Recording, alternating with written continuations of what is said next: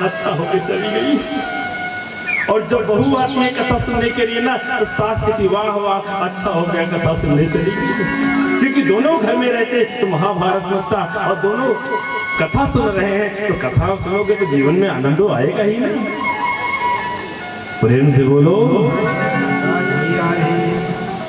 एक माता जी ने कहा महाराज ऐसे अगर कथा होती रहे ना तो मेरा जीवन बढ़िया हो जाए, क्योंकि बहू से हर समय झगड़ा होती है ना, और कथा सुनने जाती है तो कथा सुनने जाती है तो झगड़ा तो नहीं होता, और मैं आराम से जिंदगी दूंगी।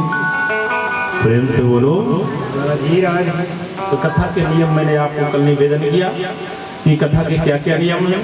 अब सनत कुमार से नारद पूछ रहे महाराज आप कथा तो बढ़िया सुना रहे हो कि कोई भगवान की कथा सुन करके भाव सागर पार हो जाओ तो अच्छी बात है, जो कोई भजन करके भगवान के धाम चला जाओ तो अच्छी बात है, कोई भगवान का सुमिरन करके नाम उच्चारण करके भाव सागर पार हो जाए तो अच्छी बात है। लेकिन कोई कथा ऐसी सुनाओ महाराज कि कोई ऐसी व्यक्ति की कथा सुनाओ कि जो जिंदगी भर पाप करते करते पाप में लिप्त हो गया और मरने के बाद वो प्रेत बन गया, और उसके नाम से श्रीमद् भागवत कथा करा दिया जाए वो भी प्रेत योनि से मुक्त हो गया हो। बोले कोई ऐसी कथा सुनाओ। उसी समय सनत कुमारों ने कहा मैं धुंधकारी की कथा निवेदन कर रहा हूँ। हे मानवः पाप कृतस्तु सर्वदा सदा दुराचाररता विमार्गः क्रोधाग्निदग्धा कुटिलस्य कामिनः सप्ताह यज्ञेन कलौ पुनन्ते। हे मानवः पाप कृतस्तु सर्वदा, जिस मानव के जीवन में कभी कोई सत्कर्म ना हुआ हो, जिस मानव के जीवन में कभी कोई अच्छा काम ना हुआ हो, जो मानव कभी माँ बाप की सेवा ना की हो, जो मानव कभी तीर्थ यात्रा ना किया हो, जो मानव कभी भी कोई अच्छा शुभ कर्म ना किया हो, जो मानव जिंदगी भर पाप करते करते पाप में लिप्त हो गया हो, अंत में प्रेत बन गया हो, अगर उसके नाम से श्रीमद् भागवत कथा करा दिया जाए वो भी मुक्त हो सकता है। प्रेम से बोलो राधे राधे। बोले मैं आपको धुंधकारी की कथा निवेदन कर रहा हूँ। तुंगभद्रा तटे पूर्वम बोधपत्तानमुत्तमं यत्र वर्णासु धर्मेण सत्य सत्कर्म तत्परः।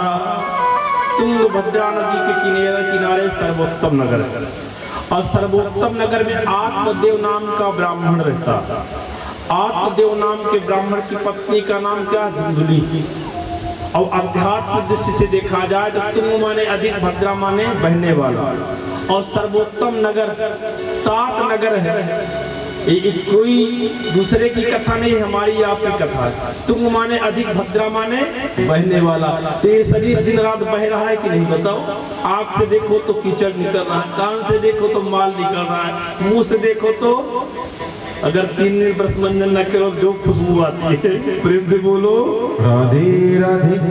दिन रात बह रहा है, और सर्वोत्तम नगर है। ये 7 नगर है, 2 2 4 2 6 7 नगर है, और 7 नगर में आत्मदेव नाम का ब्राह्मण रहता है।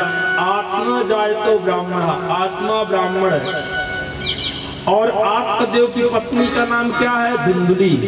बुद्धि को कहते हैं धुंधुली। आत्मा कहती है अच्छा काम करो, लेकिन धुंधुली कहती है अच्छा काम करने लायक नहीं है। आत्मा कहती है चलो कथा सुन करके आते हैं, लेकिन धुंधुली कहती है नहीं, जाने लायक नहीं है, बैठ करके डिब्बा देखो। आत्मा कहती है चलो मंदिर दर्शन करके आए, तो धुंधुली कहती है नहीं, मंदिर जाने लायक नहीं है, नाचा देखो। प्रेम से बोलो राधे राधे। क्योंकि धुंधुली तर्क कुतर करने वाली, और जहाँ तर्क कुतर होता वहाँ कभी परमात्मा मिलने वाले नहीं, क्योंकि परमात्मा तो निर्मल मन को मिलते हैं। जिसके जीवन में तर्क कुतर करता है वो कभी भगवान को प्राप्त करने वाला नहीं है। इसलिए बुद्धि को कभी भी अगर इधर उधर तर्क कुतर करे तो उठा करके भगवान के चरणों में लगा दो। क्योंकि तुलसी बाबा ने लिखा नहीं, निर्मल मन जन सो मोहि पावा, निर्मल मन जन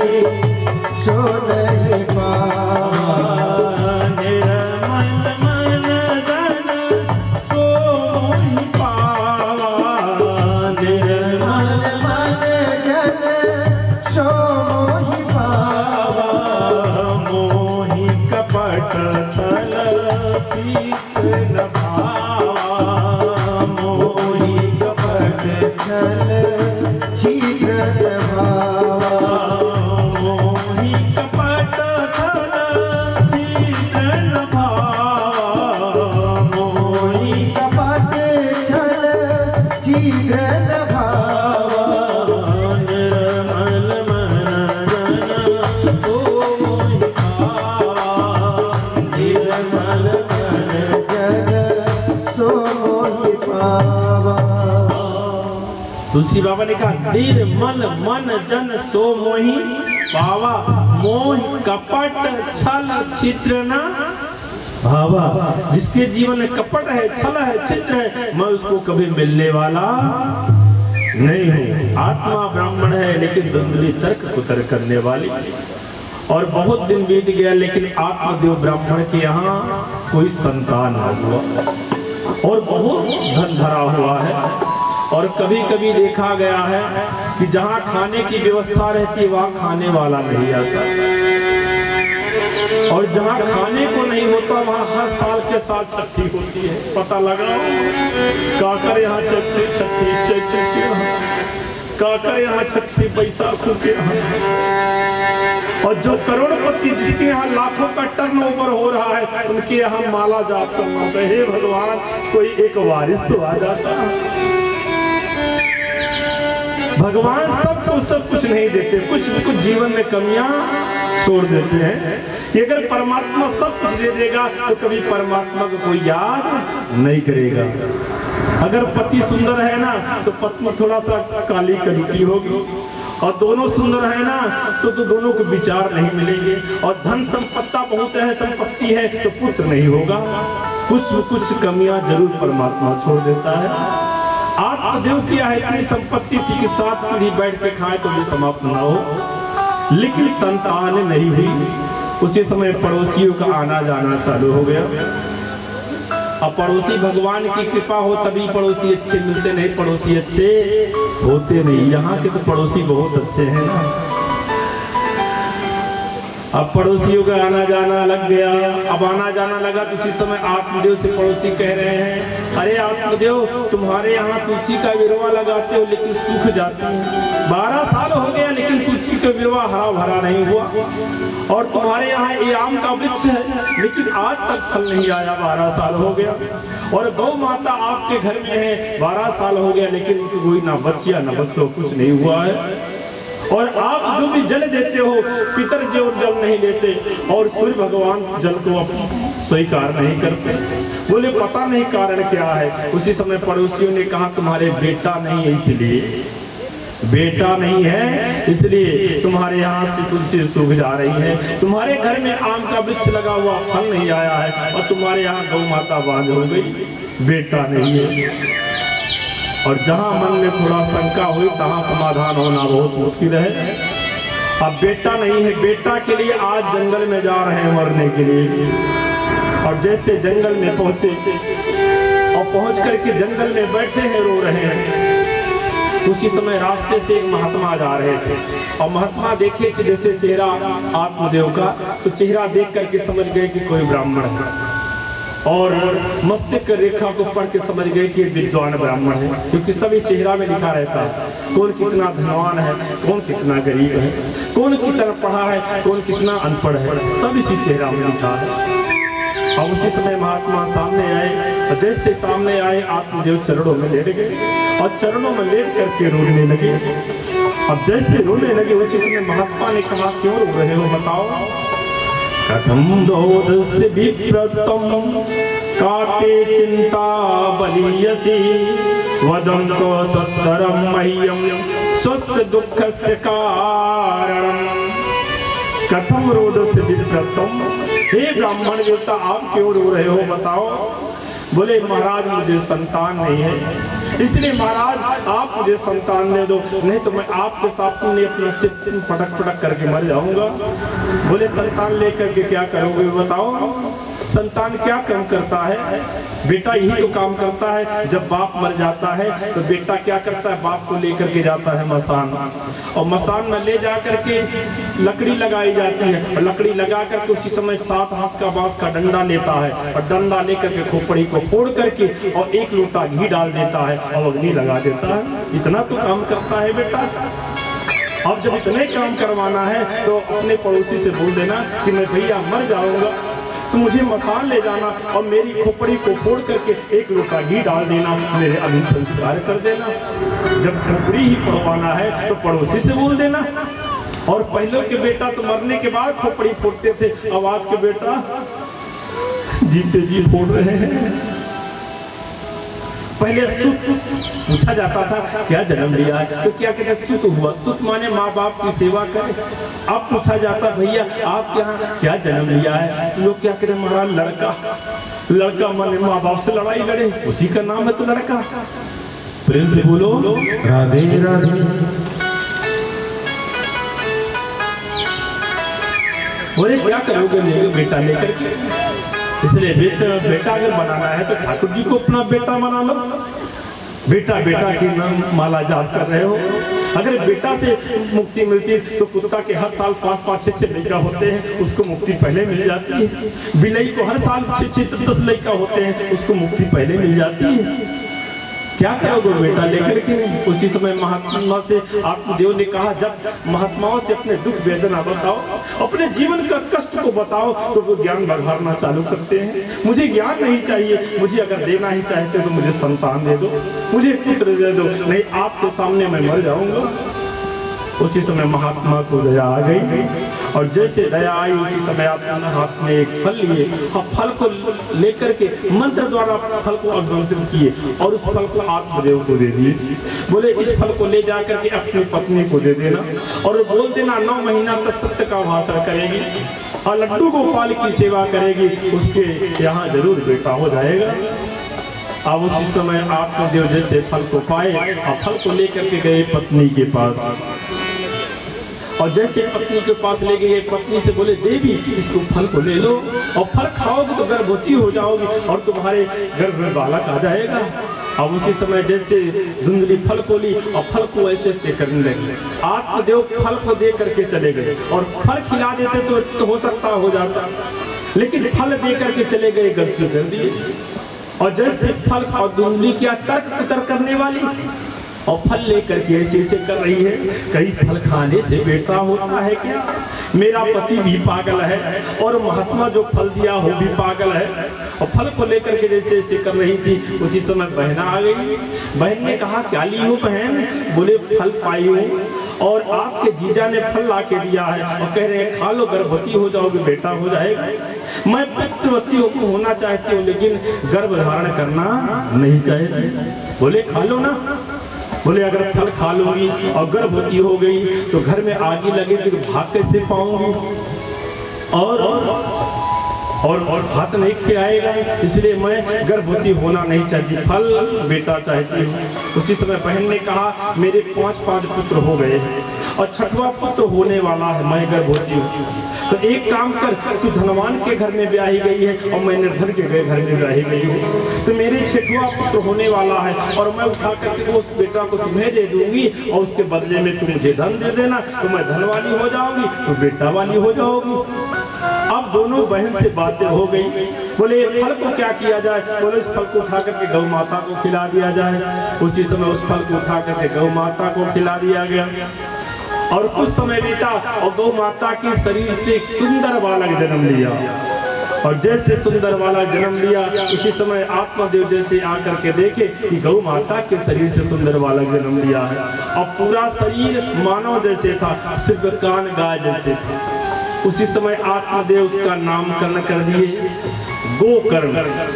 गोकर्ण पंडितो ज्ञानी, गोकर्ण पंडित ज्ञानी हुआ।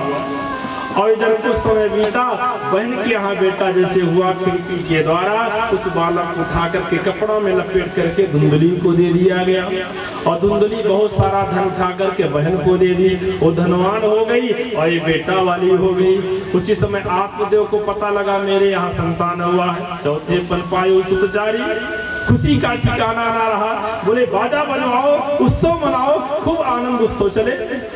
अब उसी समय उत्सव चलने लगा। उसी समय आत्मदेव ने कहा एक काम करो, मैं पंडित जी को बुला लेता हूँ और पंडित जी से वो बुला करके नामकरण करा दूं। बोले पंडित जी को बुलाने की जरूरत नहीं है। और धुंधली सोच रही है अगर पंडित जी को बुलाएंगे तो पंचांग और पत्रा खोल के देखेंगे तो हो सकता है सब बात पता लग जाए, इसलिए पंडित जी को बुलाने की जरूरत नहीं है। तो आत्मदेव ने कहा ठीक है, पंडित जी को बुलाने की जरूरत नहीं है, तो मेरा नाम है आत्मदेव और मेरे बेटा का नाम होगा ब्रह्मदेव। बोले पिताजी के नाम से बेटा का नाम नहीं पड़ेगा। 9 महीना गर्भ में मैंने रखी, दर्द मैंने सही, कष्ट मैंने सही, इसलिए मेरा नाम है धुंधली, मेरे बेटा का नाम होगा धुंधकारी। आज यहाँ ब्रह्म की हार हो गई और माया की जीत हो गई। अब उसी समय उसका नाम पड़ गया धुंधकारी। अब पहले जो और सही बताऊं, माँ छोटे बच्चे से माँ ज्यादा प्रेम करती है। अब धुंधली को लेकर के, धुंधकारी को लेकर के धुंधली हर समय साथ में ले रही। अब धुंधकारी जब खेल खेलने लगता धीरे धीरे बिगड़ने की सीढ़ी। माँ चाहे तो बच्चे को उसको संभाल सकती है, क्योंकि मेरे शास्त्र में पहले क्या है, मातृ देवो भव, उसके बाद क्या है, पितृ देवो भव, उसके बाद गुरुदेव भव। माँ चाहे तो बच्चे को डॉक्टर, इंस्पेक्टर, कलेक्टर बना सकती है। माँ चाहे तो बच्चे को संत, महात्मा, साधु बना सकती है। और माँ चाहे तो बच्चे को चोर, चंडाल, उचक्का बना सकती है। ये सब माँ के हाथ में है। जिसका बच्चा बिगड़ा है, किसकी कमी है? प्रेम से बोलो राधे राधे। क्योंकि बाप तो हर समय कमाने में लगा है, माँ के साथ में तो है बालक। और जिसका बच्चा बिगड़ता है सब माँ की कमी है। इसलिए हर माँ बाप को चाहिए कि बच्चे को संस्कारी बनाना। धन देना या मत देना, संपत्ति देना या मत देना, बंगला गाड़ी देना या मत देना, लेकिन अगर उसको संस्कारी बना दोगे, जहाँ जाएगा वहाँ मजा में रहेगा, और जहाँ जाएगा वहाँ अच्छे तरह से अपनी व्यवस्था बना लेगा। और जीवन में अगर संस्कार विहीन है तो जहाँ जाएगा मार करके फिर वापस आ जाएगा। प्रेम से बोलो राधे राधे। इसलिए 5 साल तक के बच्चे को जो भी जैसे भी चाहो वैसे बना सकते हो, और 5 साल के बाद कुछ बना नहीं सकते, क्योंकि जैसे कच्चे मिट्टी का घड़ा जैसे ढालोगे उसे ढल जाएगा, पकने के बाद ढलने वाला नहीं है। और जैसे सूटकेस में पहला कपड़ा रखो, उसके बाद सब कपड़ा रखते जाओ, जब पहला निकालने का समय आएगा तो सब कपड़ा निकालोगे तो पहला कपड़ा निकलेगा। इसी तरह जो 5 साल तक बच्चों को संस्कार दिया जाता है वो जिंदगी में कभी बिगड़ने वाला नहीं होता। और जो माँ बाप अपने बच्चे को संस्कारी बना दे वही माँ कहलाने योग्य है। नहीं तुलसी बाबा ने लिखा नहीं, पुत्रवती जुपति जग सोए, पुत्रवती सोए, पुत्रवती जुपति जग सोए, पुत्रवती सोए, रघुपति भगत दास सुत होए, रघुपति भगत जात सुत होए, रघुपति भगत दास सुत होए, रघुपति भगत जात सुत सोए, पुत्रवती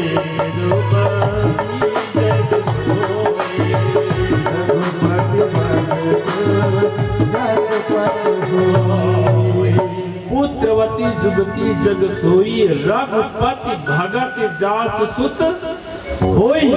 जिसका बेटा भजनानंदी है, जिसका बेटा भगवान का भक्त है, वही माँ कहलाने योग्य है। प्रेम से बोलो। लेकिन आजकल तो माताएं बच्चों को भविष्य बिगाड़ देती हैं। ले जा बेटा देख, मोबाइल देखते रहा, मैं तो बिगड़ गई, तू क्यों बनेगा बता। प्रेम से बोलो राधे राधे। आज 70% बच्चे बिगड़ रहे हैं मोबाइल देख करके। जो नहीं देखना चाहिए वो देख रहे हैं, जो नहीं समझना है वो समझ रहे हैं, जो कभी नहीं देखते वो भी जान रहे हैं। प्रेम से बोलो राधे राधे। इसलिए बच्चों को संभाल के रखना, नहीं बच्चे बिगड़ जाएंगे तो आपका जीवन अंधकार में जाएगा। मैं कहता हूँ 4 साल 5 साल के बच्चे के ला करके कथा सुनाओ। आज 4 साल 5 साल के बच्चे बैठ करके कथा सुनेंगे, समझ में नहीं आएगा, लेकिन भगवान का ये स्थान को तो देखेंगे, कुछ कान में पड़ेगा तो उनका जीवन सुधर जाएगा।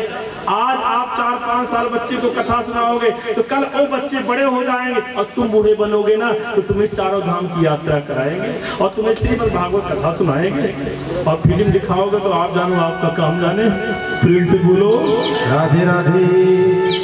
तो जिंदगी में रोना पड़ेगा, फिर तो ये होगा हम तो हमारे तो मम्मी पापा को अनाथालय भेजो ना। मैं रायपुर में अनाथालय बना हुआ है, मैं जाता हूँ कभी कभी तो ही माँ बाप तड़प तड़प कर रोते हैं। माँ बाप कहते हैं पिता महाराज जी, मैं बच्चों को पढ़ाया और उनका भविष्य अच्छा बनाया, आज इंजीनियर और डॉक्टर बन गए, मुझे भुला दिए और मैं आज तड़प तड़प कर मर रहा हूँ।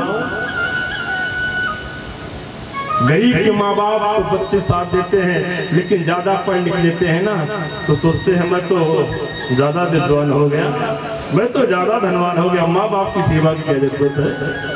और सही बताओ, जो माँ बाप की सेवा करता है उसी की सेवा होती है, और जो माँ बाप की सेवा नहीं करता वो भी सेवा की आशा, जो अपने सास की सेवा करेगी वो भी तो आगे सास बनेगी, उसकी भी सेवा होगी। जो सास की सेवा नहीं करेगी वो भी सेवा।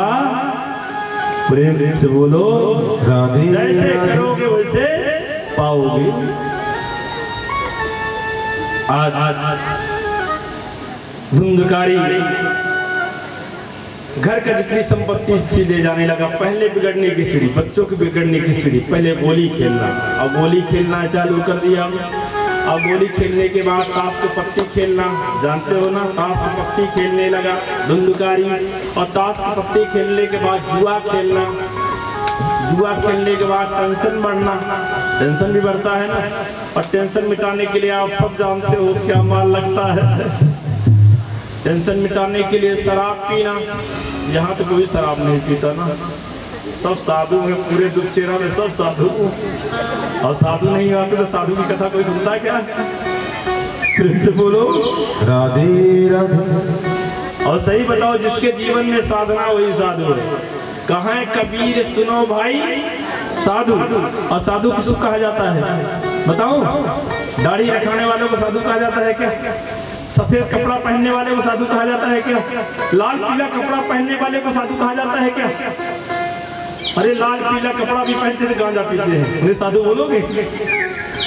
अरे पैंट शर्ट पहना है, कोट पैंट पहना है, उसके जीवन में साधना, वो भी साधु है। आप सब बैठे हो 3 घंटा, जीवन में कोई साधना है तब 3 घंटा बैठे हो, नहीं 1 घंटा बैठ पाना बहुत मुश्किल है। हो कि साधु नहीं हो बताओ? साधु हो ना? साधु, मैं साधुता का प्रमाण दे रहा हूँ। जीवन में कोई